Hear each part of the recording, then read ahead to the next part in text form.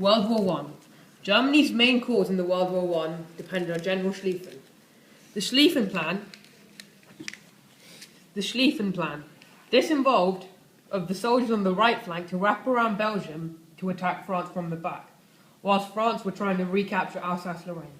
The left flank was supposed to hold down Alsace-Lorraine and defend. But sadly, before the plan could commence, General Schlieffen died. General Moltke. He, unlike General Schlieffen, was a lot more cautious. Instead of trying to capture new land, he wanted to defend the land that they already had. So instead of sending men around the right flank, he decided to take some of them and move them onto the left flank to defend Alsace-Lorraine. That's one of the main reasons why the Schlieffen Plan failed. Part of the Schlieffen Plan was for the German army to go through Belgium into Paris. Belgium was a neutral country, so they expected them to let them through. However, the Belgians didn't follow this same thought.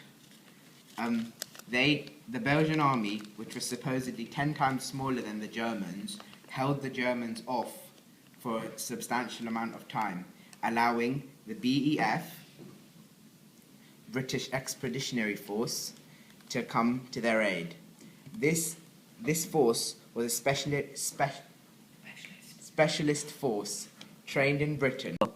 Part of why the Schlieffen Plan failed was the quickness of the Russian mobilization.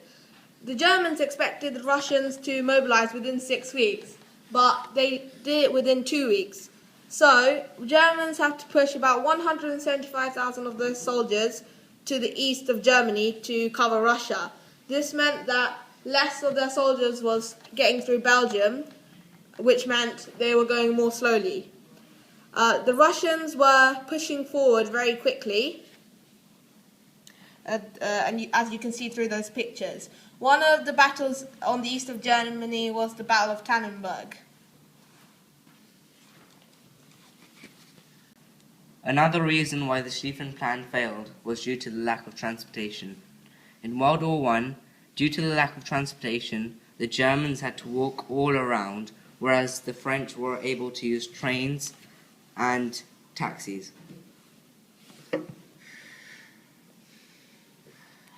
This was then solved in World War II as lorries and other vehicles helping soldiers to move across the countries were used. The Battle of the Marne was when the Germans were within reach of the French. This was when they were 40 kilometers away, and this was the closest they ever got in the Great War. The Punjabis also helped in this battle. There is a story that there was one big Punjabi, and he was able to take on 8 other Germans. The result was 5 of them were killed, and 3 of them were taken as prisoners as he was feeling tired.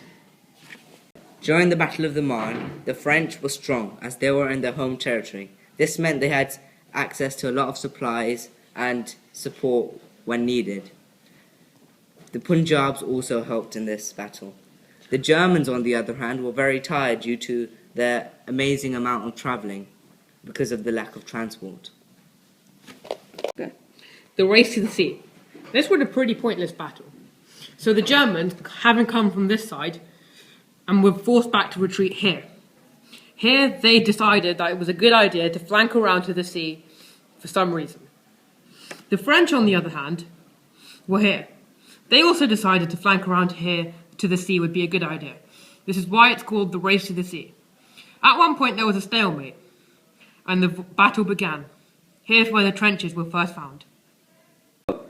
While the Germans were being pushed back by the French and they were flanking around the sea, they decided to build trenches so they couldn't be pushed back, like this trench here. And this is when trenches were first used in World War I. This is how the Schlieffen Plan failed. Thanks for listening.